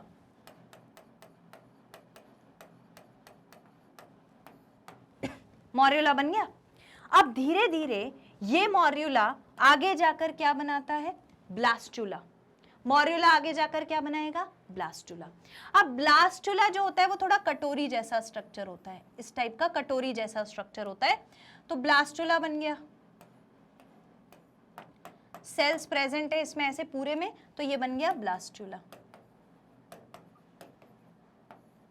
Blastula में अंदर एक कैविटी दिख रही है, ये खाली जगह दिख रही है, ये खाली जगह, अभी इसमें पूरा पूरा स्ट्रक्चर था, अब यहाँ पे खाली जगह दिख रही है, इस खाली जगह को हम कहते हैं ब्लास्टोसील। ब्लास्टोसील। अब इसमें एक रास्ता आपको खाली छूटा हुआ दिख रहा है, भाई अगर कैविटी है, मान लो ये ऐसी कैविटी है, ऐसे ही है ना, देखो ये ऐसे ही है, ध्यान से देखो ऐसे ही है, तो इसमें ये खाली जगह को मैंने बोल दिया ये ब्लास्टोसील है, पर इसमें ये जो ओपनिंग है, इसका जो माउथ है वो क्या बनाता है, वो कहलाता है प्रिमिटिव गट। वो क्या कहलाएगा, प्रिमिटिव गट। अब जब आप इस स्ट्रक्चर से आगे जाओगे, यानी कि ब्लास्टुला के स्ट्रक्चर से आगे जाओगे, तो आपको कुछ ऐसा स्ट्रक्चर मिलता है गैस्ट्रुला का। तो गैस्ट्रुला में आपको 3 लेयर देखने को मिलती है, एक्टोडर्म, मीजोडर्म, एंडोडर्म, मैं उस पे नहीं जा रही, वो मेरा काम अभी नहीं है। मेरा काम ये है कि ये खाली जगह जो है, इस खाली जगह में यहाँ पर आपको प्रिमिटिव गट जो दिख रहा है, अब इसकी मर्जी है कि ये प्रिमिटिव गट आगे जाकर सबसे पहले क्या बनाए। ये प्रिमिटिव गट आगे जाकर चाहे तो सबसे पहले एनस बना ले, चाहे तो ये सबसे पहले जाकर के माउथ बना ले। तो ये इसकी किस्मत है, फेट ऑफ ब्लास्टुला जिसे हम कहते हैं। ये बहुत इंपॉर्टेंट लाइन हर बुक में लिखी हुई मिलती है, that this is called as fate of blastula. What is it called as? Fate of blastula. इसे हम कहते हैं फेट ऑफ ब्लास्टुला। अब ये ब्लास्टुला की मर्जी है, ये जो यहाँ खाली जगह बनी है, ये इसकी मर्जी है कि माउथ बनाएगा या एनस बनाएगा। अगर नहीं समझ में आया है तो ये एम्ब्रियोलॉजिकल डेवलपमेंट है, वहां से चालू हुआ जहां पर हमारे पास एक स्पर्म था, एक एग था, दोनों फ्यूज कर गए तो जाइगोट बनता है फर्टिलाइजेशन के बाद। फिर फर्टिलाइजेशन के बाद जब जाइगोट बन जाता है तो जाइगोट में दो सेल है, एक सेल ये डिवाइड करता जाएगा, एक समय आएगा पूरा बॉल ऑफ सेल बन जाएगा, उसे हम मोरेला कहते हैं। और डिफरेंशिएशन होगा तो एक कटोरी जैसा स्ट्रक्चर दिखने लगेगा जिसमें खाली जगह दिखती है। कटोरी जैसे स्ट्रक्चर को हम कहते हैं ब्लास्टुला और खाली जगह को हम कहते हैं ब्लास्टोसील। ये हम भी ऐसे ही डेवलप हुए थे, ठीक है। अब ये जो ब्लास्टोसील है, ये इसकी मर्जी है कि सबसे पहले माउथ बनाए या एनस बनाए। अगर इसने सबसे पहले माउथ बना दिया तो ये प्रोटोस्टोम्स कहलाएंगे, और अगर इसने सबसे पहले एनस बना दिया तो ये ड्यूट्रोस्टोम्स कहलाएंगे। यानी कि जिस ऑर्गेनिज्म में सबसे पहले माउथ बना उसमें anus is formed second, anus is formed second, दूसरे नंबर पे एनस बनेगा। और ड्यूट्रोस्टोम्स में क्या होगा? ड्यूट्रोस्टोम्स में माउथ इज फॉर्म्ड सेकेंड तो anus will be formed first, anus will be formed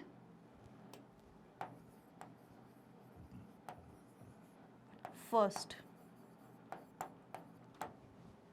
तो ऐसा ऑर्गेनिज्म जिसमें ब्लास्टोसील से सबसे पहले माउथ बन जाए उसको प्रोटोस्टोम्स कहते हैं। देखो, स्टोम का मतलब होता है माउथ और प्रोटो का मतलब होता है पहले, तो माउथ जिसमें पहले बन जाए वो प्रोटोस्टोम्स, और स्टोम्स का मतलब है माउथ, ड्यूटरो मतलब बाद में, तो जिसमें बाद में माउथ बने उसको ड्यूट्रोस्टोम। यानी जिसमें बाद में माउथ बना होगा उसमें पहले एनस बना, और जिसमें पहले माउथ बना उसमें बाद में एनस बना। इतनी कहानी समझ में आ गई? ये सबसे बड़ा बेसिक डिफरेंस है, पहले इसे नोट कर लो।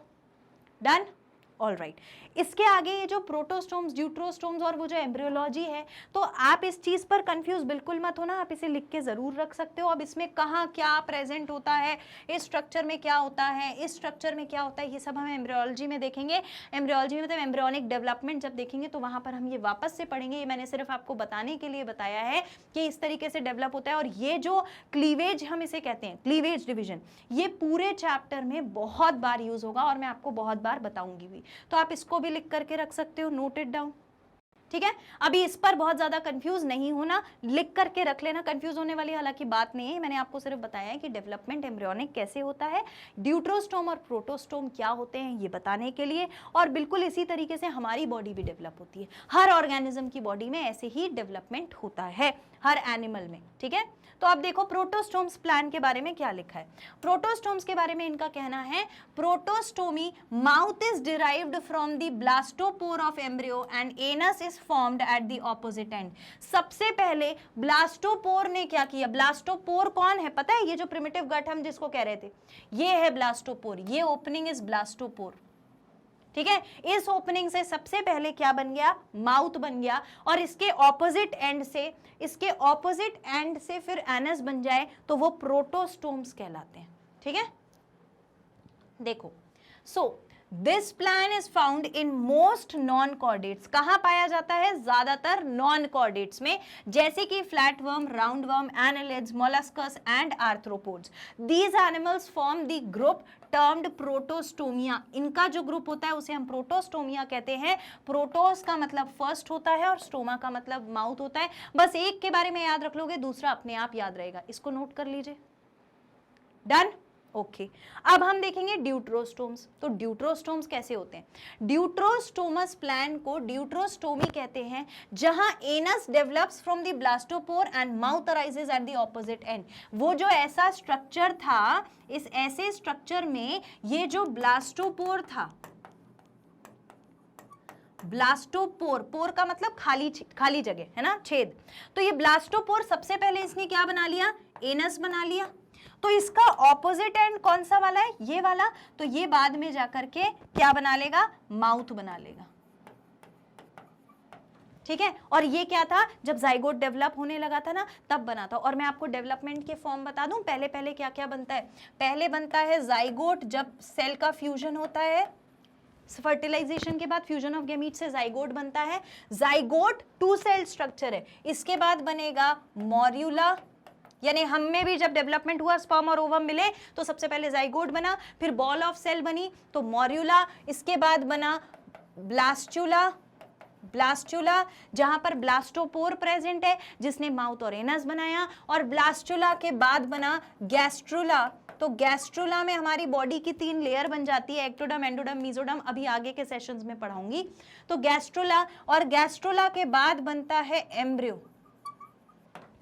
एम्ब्रियो के बाद बनता है पूरा एक ऑर्गेनिज्म, इस तरीके का पूरा एक ऑर्गेनिज्म, छोटा सा ऑर्गेनिज्म बनता है, और फिर आगे जाकर के ये बड़ा बच्चा बन जाता है, ये बड़ा बच्चा बन जाएगा। ठीक है, तो ये ऐसे ही हम लोग भी डेवलप हुए थे, ऐसे ही हर ऑर्गेनिज्म डेवलप होता है। इस पूरी प्रोसेस को हम क्लीवेज कहते हैं। और इस समय जब ब्लास्टुला स्टेज पर हम आते हैं, तो यहीं पे हमारा माउथ और एनस डेवलप होता है। तो 2 ऑर्गेनिज्म में बट जाता है। It is fate of blastula. इस ब्लास्टुला की किस्मत है कि इसका पहले माउथ बनेगा या पहले एनस बनेगा। पहले माउथ बन गया तो प्रोटोस्टोमस, और पहले अगर एनस बना तो ड्यूट्रोस्टोमस। बात समझ में आ गई? तो बस यहां पर यही लिखा है, this plan is seen in the echinoderms, hemichordates and chordates. कहां पाया जाता है? एकाइनोडर्म्स में, हेमिकॉर्डेट्स में, कॉर्डेट्स में। बहुत ज्यादा मैं इस पे फोकस इसलिए नहीं कर रही हूं, एक एक एनिमल के ग्रुप को पढ़ेंगे तो वहां सारी चीजें क्लियर हो जाएंगी। अभी प्रोसेस याद रखना है कि कौन सा ऑर्गेनिज्म क्या है। दूसरा, दीज एनिमल कंस्टिट्यूट ग्रुप ड्यूट्रोस्टोमिया। इनके ग्रुप को हम ड्यूट्रोस्टोमिया बोलते हैं। ड्यूट्रोस का मतलब होता है सेकंड, और स्टोमा का मतलब होता है माउथ। ये मैं आपको बता चुकी थी। ठीक है, तो यहां पर भी इस पिक्चर में भी यही डिपिक्ट किया गया है। देखो, ये ब्लास्टोपोर की ओपनिंग है। ये ऐसा स्ट्रक्चर मैंने आपको यहां भी बना के बताया है। इसकी ओपनिंग में ये ब्लास्टोपोर है। तो अगर इसने सबसे पहले माउथ बना लिया तो ये प्रोटोस्टोम कहलाएगा, और अगर इसने इस पोर से सबसे पहले एनस बनाया तो ड्यूट्रोस्टोम कहलाएगा। ऑलराइट, तो ये आप नोट कर लीजिए पहले ड्यूट्रोस्टोम्स के बारे में। डन? ऑलराइट, अब हमने आज क्या क्या चीजें पढ़ी हैं? देखो, हमने आज क्या क्या चीजें पढ़ी हैं? हाँ, आज हमने पढ़ा है बॉडी प्लान, आज हमने पढ़ा है लेवल ऑफ ऑर्गेनाइजेशन। आगे जब हम एनिमल्स को क्लासिफाई करने लगेंगे, आप बोलेंगे पॉरीफेरा का बॉडी प्लान बताओ, सीलेंट्रेटा का बॉडी प्लान बताओ। तो ऐसे organ level, tissue level, organ system level, ऐसे हमें जवाब देना रहेगा।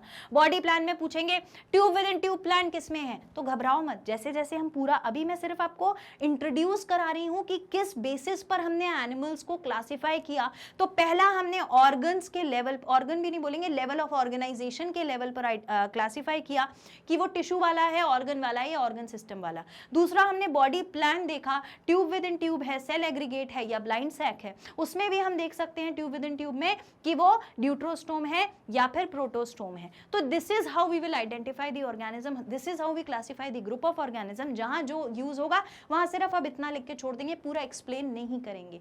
तो ये सेशन आपके लिए बहुत इंपॉर्टेंट सेशन है। आई होप आपको ये सारी चीजें बहुत अच्छे से क्लियर हो गई होंगी, जहां पर हमने एनिमल किंगडम का इंट्रोडक्शन लिया और चालू किया एनिमल्स को कैसे क्लासिफाई करते हैं, उसका क्राइटेरिया जानना, उसके क्राइटेरिया को पढ़ना हमने स्टार्ट किया।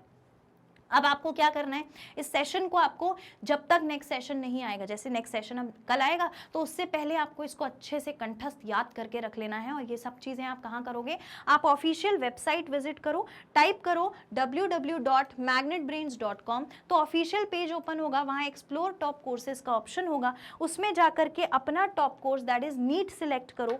जैसे ही नीट सिलेक्ट करोगे तो आपको नीट यूजी बायोलॉजी मिलेगा, वहाँ पर वॉच नाउ का ऑप्शन होगा। वॉच नाउ पे क्लिक करोगे तो इस तरीके से एक पेज ओपन होगा जहां पर आप पूरा डिस्क्रिप्शन नीट बायोलॉजी के लिए देख सकते हैं। यहाँ वॉच ऑल वीडियोस के ऑप्शन पे जाओगे, नीचे हर चैप्टर का आपको क्या मिल जाएगा, सेशन मिल जाएगा।